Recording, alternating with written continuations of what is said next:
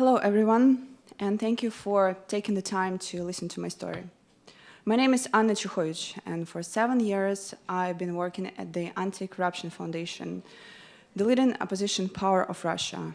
The Anti-Corruption Foundation is the organization that was founded in Moscow by the leader of Russian opposition, Alexei Navalny. So I'm going to tell you what it is like to be a CFO of the main opposition power of the country, which fights against such evil as Vladimir Putin and his regime, and of course about the role of Bitcoin in this fight. So in many ways, my job is like any other. I come to the office 5 times per week and do my working duties. Yeah, it's me. But with the only difference. On a daily basis, the government tries to stop you from doing what you do in different ways. Sometimes there are police raids, sometimes there are physical attacks, sometimes they arrest my colleagues, and sometimes there are even assassination attempts. But I'm going to tell you about a very specific type of attacks that I had to experience as a financial director. So one day, back in 2019, in January, I was sitting at my working desk in Moscow doing my usual financial duties, such as making some payments, counting salaries and taxes, and so on. And I refreshed the page of our online bank. And that is what I saw there. There was a negative balance of almost 1 trillion rubles there, which was approximately 13 billion euros at that time. As a financial director, I almost had a heart attack. You can imagine, I had to cover salaries of more than 300 employees. I had to pay rent for more than 40 offices all over the country. And just like that, in one moment, we lose all our fiat savings we had on this bank account. Of course, I immediately called the bank to clarify the situation, but they refused to provide me with any documents explaining this. They just told me that our bank account was under arrest. On the following day, there was a fabricated criminal case against our foundation. But the fact that they blocked our bank account the day before the criminal case means that the bank was colluding with the regime and they just did it on someone's demand or after someone's call to the bank. And this type of situation occurred to us many times because it was the simplest method for the regime to target us with the help of the banking system, because the banking system in Russia is fully transparent and fully controlled by the government. Here on this screenshot, you can see the list of our legal entities, and all of the bank accounts are blocked. Because every time when it happened, they blocked our bank account, we had to start a new legal entity, open a new bank account in order to keep operating. But it didn't last long, like a couple of months, and they blocked it again under fabricated criminal cases. And after debanking all of our legal entities, they began attacking our employees individually, debanking all of them.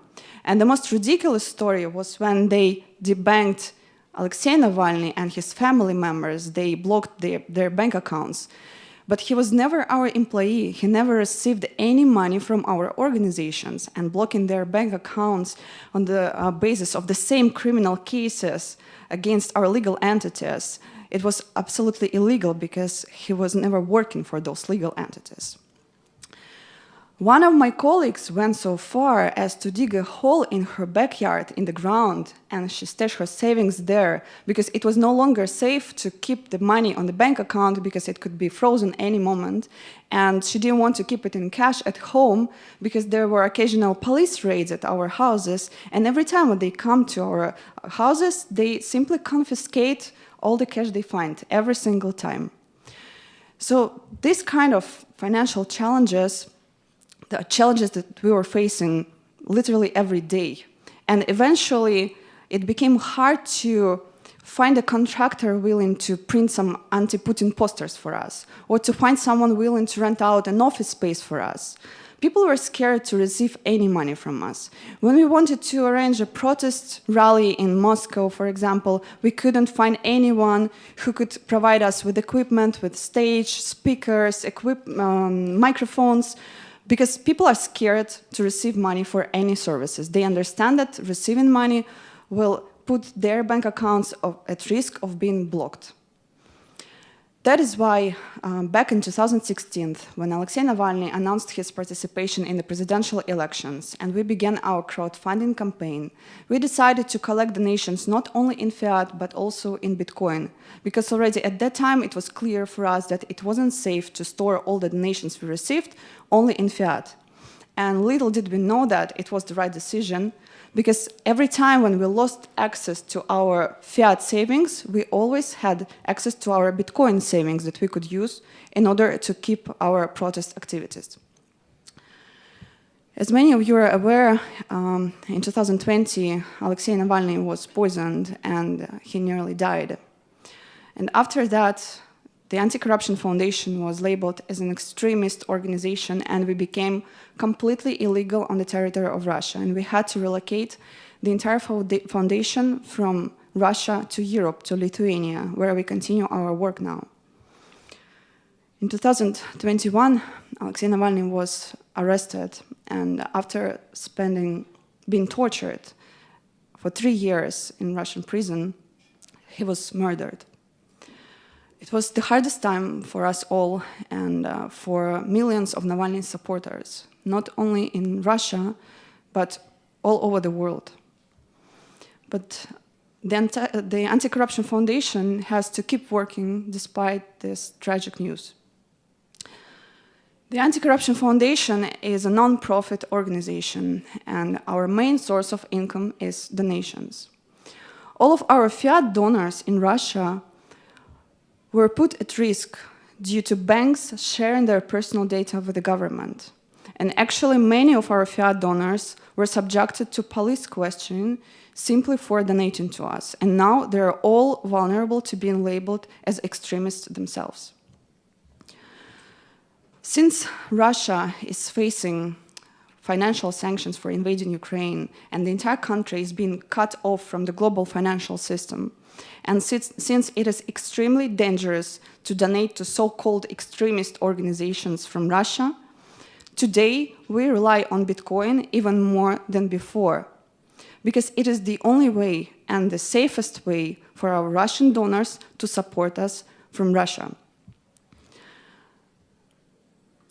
That is why we are responsible to teach all of our Russian donors how to use Bitcoin and what tools are the safest, so they don't risk their personal data to be leaked to the government. Because if they do anything wrong, any tiny wrong step, if they use the wrong platform, if they provide their personal data, they risk of being imprisoned up to 8 years for donating to us.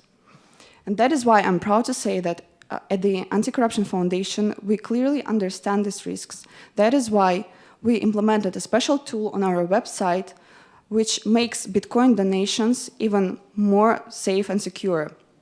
We implemented a special button that generates a new Bitcoin address to each donation, to each donor, so it is harder to track the donors for the government. Can we do the same with traditional currencies? Can we provide the same level of security for the donors? No, we cannot. We can do it only with Bitcoin. And when, in the beginning, when we started collecting donations in Bitcoin, we were thinking what we were going to do with all these donations, because it is not that simple to exchange it into euro because of very strict financial regulations, banking regulations in Europe over NGOs. You cannot just take Bitcoin and convert it into euro and use it. But very quickly we realized that there are so many payments we need to make where fiat simply doesn't work. We're responsible to provide financial aid to political activists who fight against the regime inside the country. We're responsible to cover their advocates. We provide financial aid to political prisoners and their family members in Russia. And we can do this only with Bitcoin. We pay part of salaries to our employees in Bitcoin. And being deprived of access to the Russian banking system, we had to find a way how to pay for Navalny's funeral services in Moscow. And we could do it only with Bitcoin. And today, when investigating his murder, we pay with Bitcoin to those who help us investigate that inside Russia. So when I speak on this topic, usually I have to decide who is the target audience of my final message, whether it is activists or developers or donors. But eventually I realized that anyway, my final message is for those who are still skeptical about Bitcoin or even those who stand against it. I want Bitcoin regulators, decision makers, to understand clearly that there are so many of us, freedom fighters, activists, human rights defenders, who rely on Bitcoin, for whom Bitcoin is the currency of last resort. At the Anti-Corruption Foundation, we have been using Bitcoin for 8 years in our fight against Putin. And many times it literally saved us. Now it helps us to keep afloat, to keep existing and operating.